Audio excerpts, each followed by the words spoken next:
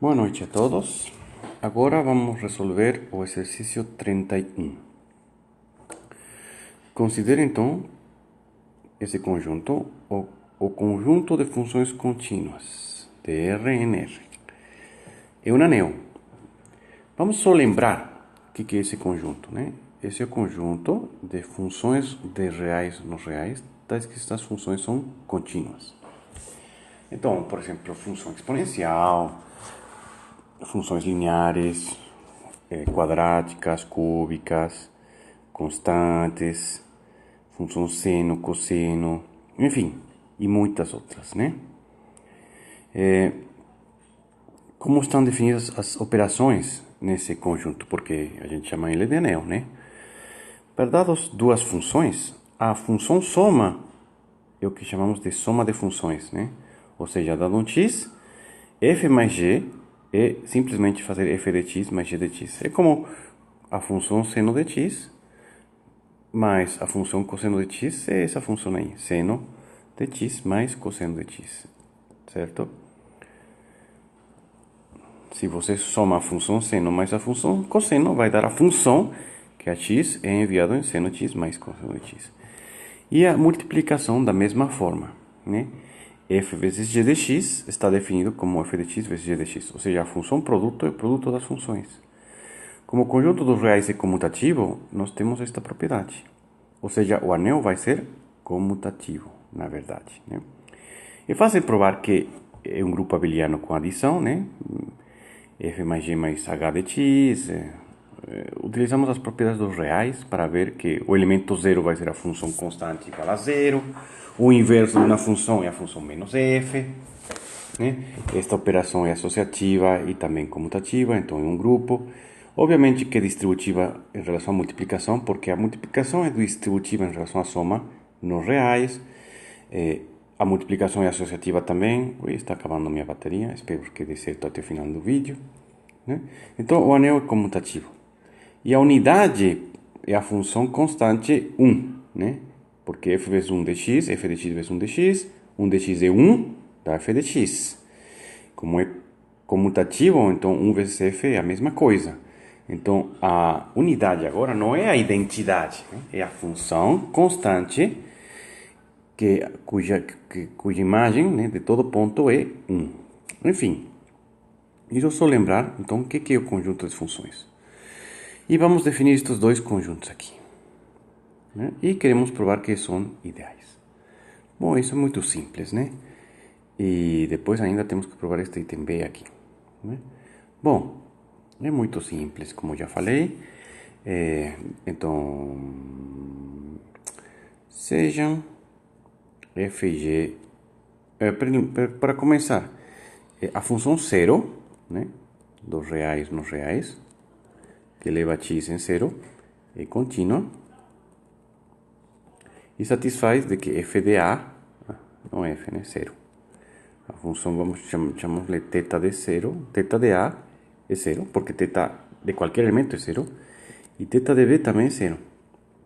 Então, na verdade, a função θ pertence tanto ao ideal IA quanto ao ideal índice AB, a ambos. Ou seja, estes dois ideais são não vazios. Okay? Que é a primeira condição de ser um ideal, né? Tem que ter algum elemento lá dentro. Então, vamos provar agora. Sejam f e g elementos deste ideal, né? O que significa isso, né? Que f e g são contínuas. E além do mais, f de a igual a zero e g de a igual a zero. Certo? O que acontece com a função f menos g? F menos g é contínua, né? A gente sabe isso por análises ou por cálculo, certo? F menos g é contínua. E quanto vale f menos g avaliado em a? Isso é f de a menos g de a. E a gente sabe que f de a é zero e g de a é zero, portanto dá zero. Isso implica que f menos g está no ideal. Quer dizer, no conjunto ideal, que a gente não sabe que é ideal ainda. Agora, sejam f um elemento do anel, ou seja, uma função contínua, e g um elemento do ideal. Ou seja, o que isso significa? Só lembrando, f e g são contínuas e g de a é zero. Só g de a é zero, né? O que acontece com a função f vezes g de a? É f de a vezes g de a, que é f de a, eu não sei quanto vale f de a, vezes zero, que dá zero.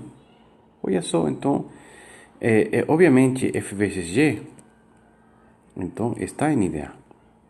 E como